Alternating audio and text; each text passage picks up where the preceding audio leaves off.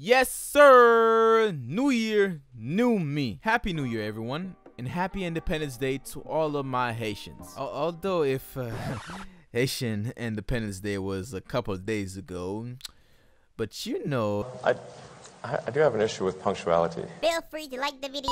But Mario, isn't Independence Day July 4th? Oh yes, that's right. I forgot we got some Haitians by association in the building. So, a little history.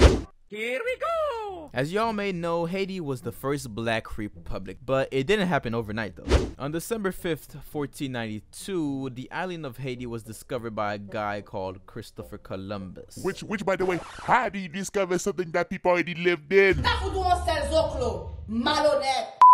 What many people don't know is that Christopher Columbus actually arrived in the island by accident, meaning his original route was India. Well, you see, Columbus was a navigator, explorer of the world, and at the time, the earth was believed to be flat. From Spain, Columbus needed to go to India for some spices and stuff, but most navigators went to the east to go to India because, duh, it is from the east side of Spain. But Columbus, being the explorer that he was, believed that it didn't matter which route he took to go to India because he will always end up in India, which was technically not false because consider the fact that the earth is round. Although it sounds very amusing about the flat earth and round earth discussion, we'll leave that for some other time, but feel free to go down in the comments and fight about it, and I will just enjoy the fireworks. Hashtag get ready to get drafted. And so Columbus head out west and he ended up in America, specifically in the island of Hispaniola. And the place he landed at the time is not called today Mont Saint Nicolas. So upon his arrival, the native inhabitants of this little island welcomed Columbus and his crew and showered them with gifts and gold. Columbus, however, seeing all that gold, took a portion of it and went back to Spain with it, where the king, upon seeing this treasury, ordered a colony. And from this point on,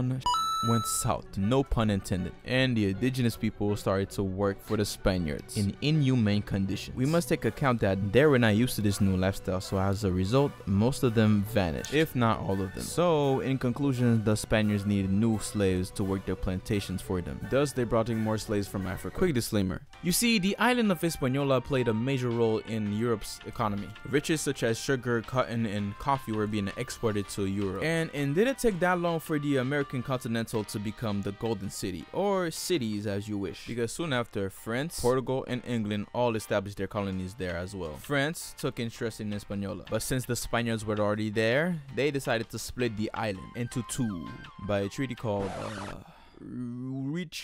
Jesus.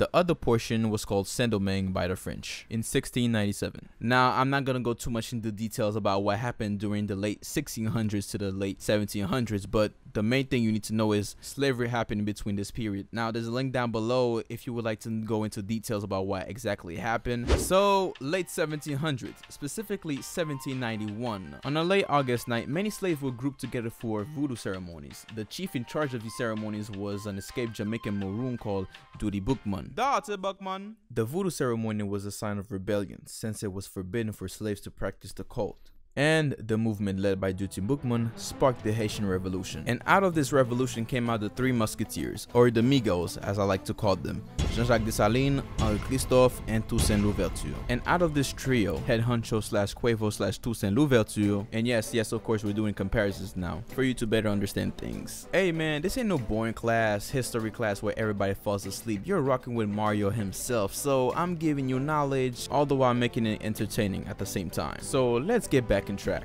So, Head Honcho Toussaint Louverture was a military leader, a brilliant strategist who managed to stabilize the land through abolition of slavery, and that was the first phase of the Haitian Revolution. He later gave his allegiance to the French, all the while maintaining his power as general, and that didn't sit well with Napoleon Bonaparte, who at the time was leading France. He wanted to restore the old regime of slavery back in Saint-Domingue because the French economy depended on it. So, in an attempt to restore this regime, he sent out his brother-in-law, General Leclerc, in 1802, which then started the second phase of the Haitian Revolution, the fight for independence. Eventually, Leclerc had Toussaint Louverture arrested and shipped to France, where he died.